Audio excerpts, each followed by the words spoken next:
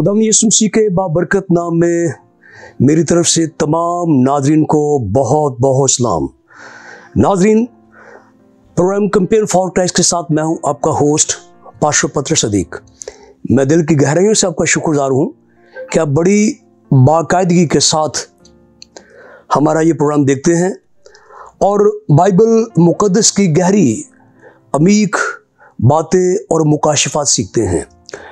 और यही हमारा बुनियादी मकसद है कि कलीसिया को इन बातों से मुतारफ़ कराया जाए ताकि आप शख्सी एतबार से, ख़ानदानी एतबार से और रूहानी एतबार से तरक्की करें और खुदावंद के नाम को जलाल मिले।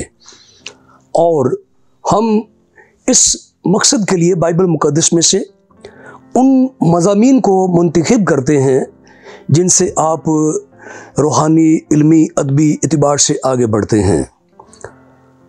और इस कार्य ख़ास के लिए हम खुदा के ख़दाम को दावत देते हैं जो अपने अपने चर्चेस में ज़िम्मेदारी के साथ अपनी खिदमत सर अंजाम दे रहे हैं और तालीम याफ्ता और मुस्तनिद बाइबल कॉलेज से ग्रेजुएट्स होते हैं। तो आज हम बात करने जा रहे हैं अमन का बानी, जो कि आज इस वक्त की अहम तरीन ज़रूरत है और इंतहाई दिलचस्प और बाइस बरकत मज़मून है। आपकी ज़िंदगी के अंदर, आपके ख़ानदान के अंदर, आपके मुल्क के अंदर किसी भी तरह की बदअमनी है तो उसका हल किताब मुक़द्दस में बताया गया है। ये जानने के लिए आपको हमारे साथ रहना होगा और हम इस पे गुफ्तगू करेंगे। लेकिन बातचीत करने से पहले मैं ये मुनासिब समझता हूँ कि आज के जो हमारे मेहमान हैं उनका तारुफ कराता चलूँ। तो आज के हमारे पहले मेहमान हैं जनाब पास्टर नथानियल इकबाल साहब। इनका ताल्लुक लॉर्ड्स वे मिनिस्ट्री कराची के साथ है और खुदा के खादिम ने हमें ज्वाइन किया ये सिखाने के लिए कि हकीकी अमन का बानी कौन है। तो पास्टर साहब, मैं आपको प्रोग्राम में खुश आमदीद कहता हूँ। बहुत बहुत शुक्रिया पास्टर साहब। मुझे बड़ा अच्छा लगा आज आपके शहर में और ख़ास तौर पर इस प्लेटफॉर्म पर, इस प्रोग्राम में आकर। मैं मशकूर हूँ आपकी मोहब्बत का कि आपने मुझे मौका दिया। जी शुक्रिया जी। तो इसी तरह आज के हमारे अगले मेहमान हैं ब्रदर विलियम जॉन साहिब, जिनका ताल्लुक चर्च ऑफ पाकिस्तान से है और खुदा के खादिम हमारे प्यारे भाई मस्कत ओमान से हमारे दरमियान तशरीफ़ फरमा है हमें सिखाने के लिए कि अमन का बानी कौन है। तो ब्रदर जी, मैं आपको प्रोग्राम में खुश आमदीद कहता हूँ। तो ये था आज के हमारे मेहमानों का तारुफ और आपने ग़ालिबन सुन लिया है कि खुदा के खादिम जनाब पास्टर नथानियल इकबाल साहब, इनका ताल्लुक कराची से है और हमारे प्यारे भाई विलियम जॉन मस्कत आप सब ने सुना होगा, ओमान आपने सुना होगा, अरब अमारात आपने सुना होगा। तो खुदा के खादिम इतनी दूर से चलकर आज हमारे स्टूडियो में आए हैं। कराची भी बहुत दूर है, यानी शेखुपुरा से ये कई सौ मील दूर है हमसे, लेकिन हमें सिखाने के लिए कि अमन का बानी कौन है और कौन हमें अमन से जो है वो बढ़ सकता है, दे सकता है। तो इंतहाई बाइस बरकत बातचीत होगी और आप देख सकते हैं कि खुदा के ख़दाम कितनी दूर से आज हमारे दरमियान हमारे स्टूडियो में आए हैं। और आपसे मेरी रिक्वेस्ट है कि जब तक खुदा का कलाम जो है वो इसकी बातचीत हो रही है, आप भी मेहरबानी से बैठे रहें। सो आज हम बातचीत करेंगे अमन का बानी और आज की हमारी मरकज़ी आयत मुकद्दसा मरकज़ की इंजील उसका 4था बाब और उसकी 37वीं आयत से लेकर 39वीं आयत तक हम कलाम खुदा में से तिलावत करेंगे। और मैं गुजारिश करूँगा जनाब पास्टर नथानियल इकबाल साहब से कि तिलावत में हमारी रहनुमाई करें। नाज़रीन हवाला नोट कर लें जिस पे हम बातचीत करने जा रहे हैं।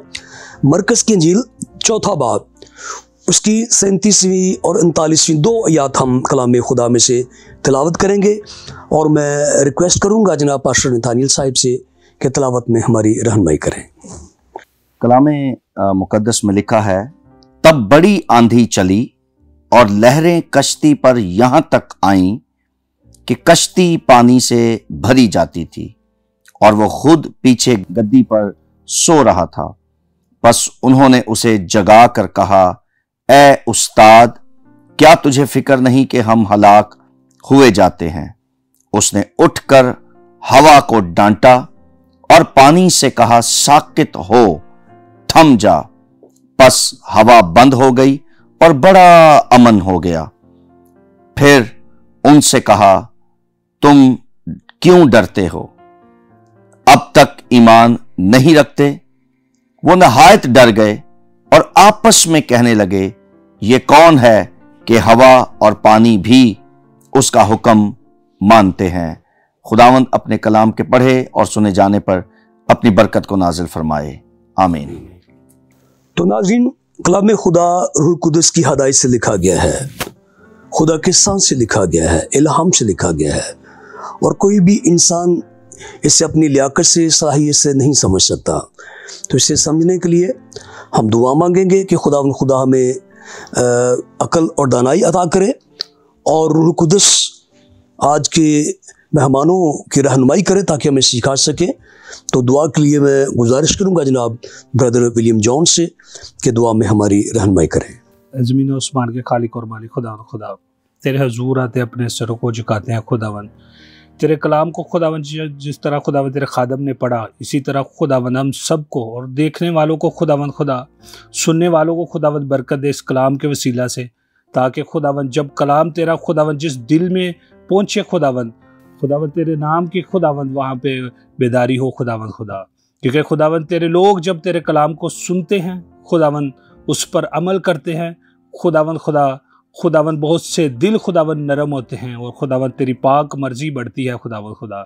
इसलिए खुदावन जो कलाम आज हमने सुना है और जो आयात हमने पढ़ी हैं खुदावन तेरे पाक कलाम से खुदावन इसी तरह हमारी ज़िंदगी में रहनुमाई का तरीका बने। ये सब कुछ मांगते हैं और पा लेते हैं खुदावन यीशु मसीह के नाम से, आमीन। तो नाज़रीन, आज हम बात करने जा रहे हैं अमन का बानी कौन है। बड़ी तफसील के साथ खुदा के खदाम में सिखाएंगे और जो हवाला हमने पढ़ा है तकरीबन हर एक मसीही जानता है। अगर किसी ने ना भी पढ़ा हो तो किसी ज़माने में जीसस मूवी बहुत आला पैमाने पे देखी जाती थी, बड़े पैमाने पे देखी जाती थी और लोग वहाँ पे देखते थे किस तरह वो तूफ़ान आता है और यीशु मसीह को थमा देता है। अनाजिले मुतवाफिका जिसे हम कहते हैं, यानी 3 अंजीलें जो आपस में जिनका टेक्स्ट और बहुत सारे वाक़यात आपसे मिलते हैं, इस बात पर मुत्तफिक हैं कि बड़ा अमन हो गया और इस बड़े अमन के पीछे एक शख्सियत खड़ी है, वो यीशु नासरी है। तकरीबन हर मसीही ने जीसस मूवी देखी है, मसीही फिल्म देखी है। उसमें हम देखते हैं कि कैसे हमारे प्यारे खुदा यीशु मसीह जो हैं वो तूफ़ान को डांटते हैं और बड़ा अमन हो जाता है। तो बड़े अमन का बानी खुदावन यीशु मसीह है। खा हमारी शख्सी ज़िंदगी हो, ख़ानदानी ज़िंदगी हो, कलीसिया ज़िंदगी हो या मुल्की ज़िंदगी हो, वही अमन दे सकता है, वही अमन का बानी है। तो आज खुदा के जिन खादमीन ने हमें ज्वाइन किया है वो बिलतफसील हमें सिखाएंगे कलाम मुक़द्दस की रोशनी में, अपनी ज़ाती ज़िंदगी में और अपनी कलीसिया ज़िंदगी के ताल्लुक़ से, और हम सीखेंगे। और फिर मैं आपसे दरख्वास्त कर रहा हूँ कि खुदा के खादिम बहुत दूर से चलकर आज हमारे दरमियान हैं जिन्होंने हमारे स्टूडियो को ज्वाइन किया है। हमें बिलतफसील सिखाएंगे और जब तक खुदा का कलाम हो रहा है टीवी के सामने बैठे रहिए और गौर से खुदा का कलाम सुनिए। तो सबसे पहले मैं रिक्वेस्ट करूँगा खुदा के खादिम जनाब पास्टर नथानियल इकबाल साहब से, जो कराची से हमारे दरमियान तशरीफ़ फरमा है, कि आज हमें सिखाएँ कि अमन का बानी कौन है और किस तरह हमारी ज़िंदगी में अमन आ सकता है। जी पादी साहब। जी बहुत शुक्रिया भाई साहब।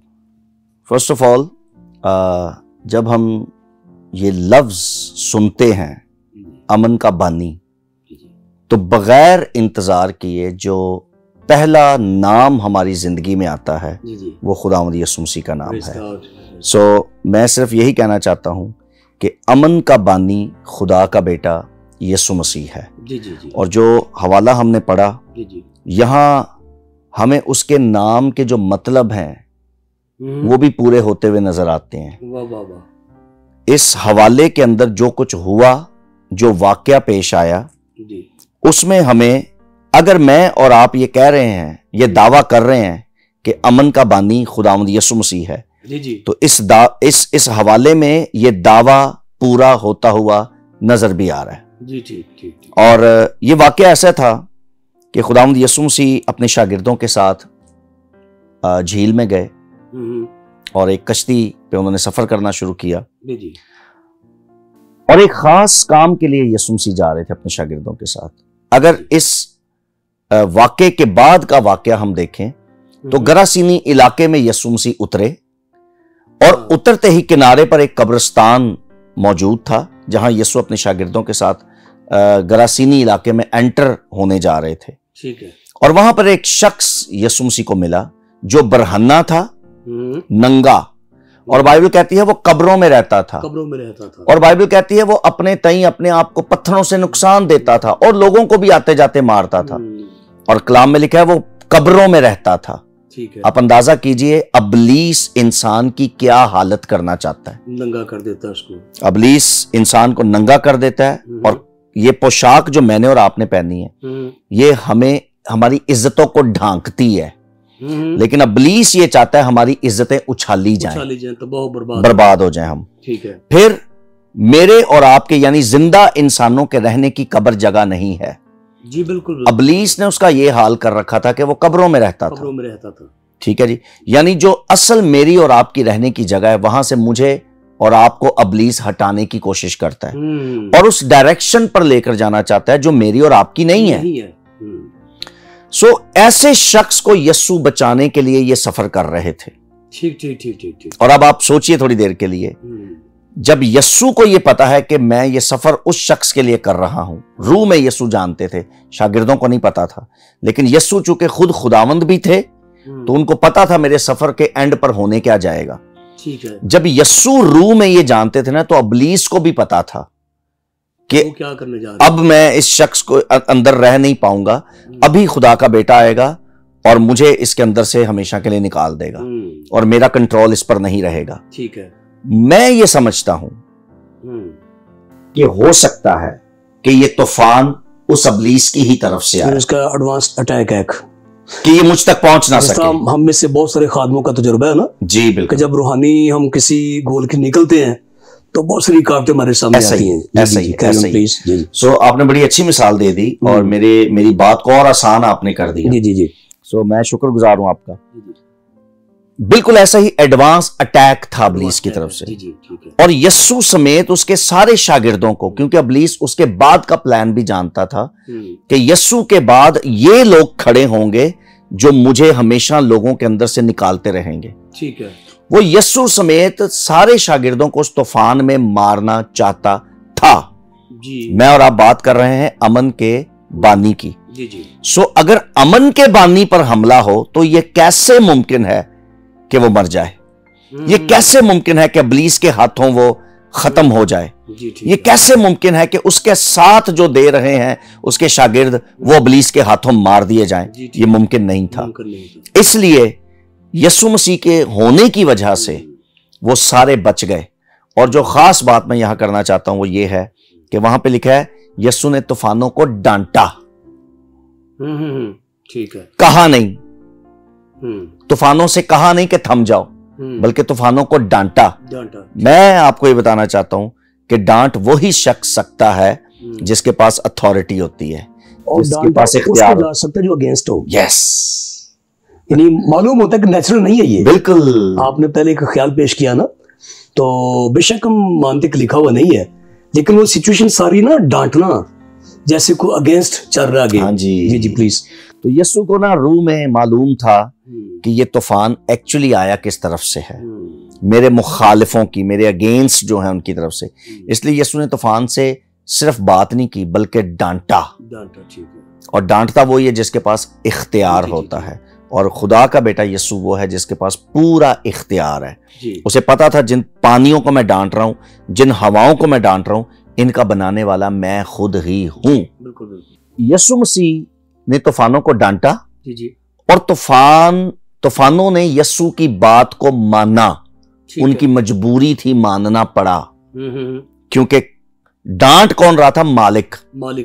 और तूफानों को पता था हमारा बनाने वाला हमें डांट रहा है। सो आज मैं यहां पे ये बात करना चाहता हूं कि जब यीशु मसीह को ये मालूम था ना कि मैंने तूफानों को डांटा और तूफान थम गए, तो यीशु को यह भी पता कि जहां उतरूंगा ना वहां भी लश्कर को डांटूंगा, तूफान ही है।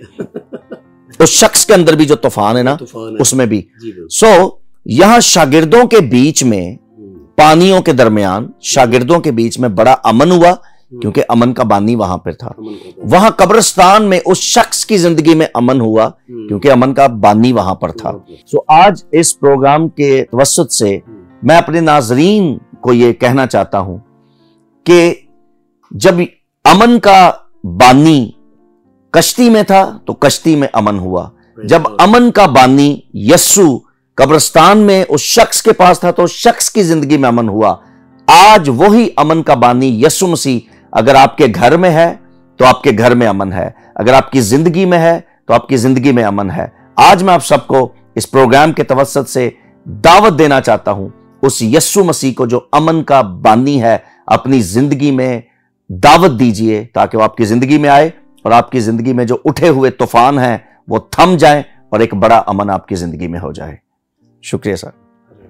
जी शुक्रिया ब्रदर, खुदा आपको बहुत सारी बरकत दे। इंतहाई मुख्तसर वक्त में और मुफस्सल और जामे अंदाज में आपने खुदा यीशु मसीह की पर्सनालिटी को, कि जब हमारी ज़िंदगी में होता है, जब हमारे काम में होता है, हमारी एक्टिविटीज़ में होता है, तो उठने वाले तूफ़ानों को वो थमा सकता है। मेरी दुआ है कि खुदा आपको कसरत के साथ अपने जलाल का इस्तेमाल करे। तो नाज़रीन, खुदा के खादिम ने बड़े ही खूबसूरत अंदाज में और उन ज़रूरी बातों को हमारे सामने जो है बहुत परमानेंट किया है, नुमाया किया है कि यीशु मसीह का हमारी ज़िंदगी के हर पहलू, हर हिस्से में होना कितना ज़रूरी है। कश्ती हम सारे जानते हैं, कुछ ज़माने में ये सफरी सहूलियात थी, तो सफ़र हमारी ज़िंदगी को, कश्ती ज़िंदगी को भी ज़ाहिर करती है। हमारी बहुत सारी जो लाइफ की जितने पहलू हैं, ज़िंदगी के जितने पहलू हैं, उनको ज़ाहिर करती है। तो हम इसको थोड़ा सा रिवर्स अगर ले जाएं या इसको हम थोड़ा सा मुतज़ाद पहलू से देखें, अगर यीशु बादल खास इस कश्ती में नहीं होता तो क्या फिर भी ये लोग बच जाते? तो तारीख गवाह है, तारीख का मुताला करके देख लें, ना जाने कितने लोग सालाना और सदियों पीछे कितने लोग जो हैं इस पानी में, तूफानों में डूब मरे हैं, और वो कश्ती बचाई गई क्योंकि यीशु उसमें था। और खुदा के खादिम का ये पैगाम देना, ये कहना है कि हमारी ज़िंदगी के अंदर अगर यीशु मसीह है तो फिर हमारी नाव सीधी चलेगी। और दूसरी जो इसी के साथ मिलती जुलती मिसाल है, एग्जाम्पल है, और उसके साथ ही रिलेट करती है, जुड़ी हुई है कि यीशु मसीह का टारगेट और गोल क्या था। तो पहली जो बात मेरी समझ में आई है, जो मुझे बरकत मिली है, बासित खुदा के खादिम जब हम रूहानी गोल को अचीव कर रहे होते हैं, हमारी मंजिल रूहानी होती है, तो इब्लीस तूफान खड़े करता है ताकि हम वहाँ तक ना पहुँच पाएँ। तो इसलिए हमें आगे बढ़ने के लिए हमारी ज़िंदगी में, बाहर नहीं अंदर, जैसे खुदा के बंदा साधु सुंदर स्वामी कहता है कि मसीहत में और मसीह में, तो बहुत से लोग मसीहत में तो होते हैं पर मसीह में नहीं होते। तो मसीह में आ जाने की जरूरत है ताकि आप पर अमन हो जाएं। इंतहाई दिलचस्प और बाइस से बरकत आप बातचीत सुन रहे हैं, तो हमारे साथ रहिए, कहीं मत जाइएगा। यहाँ मुझे लेनी छोटी सी ब्रेक, मिलते हैं ब्रेक के बाद।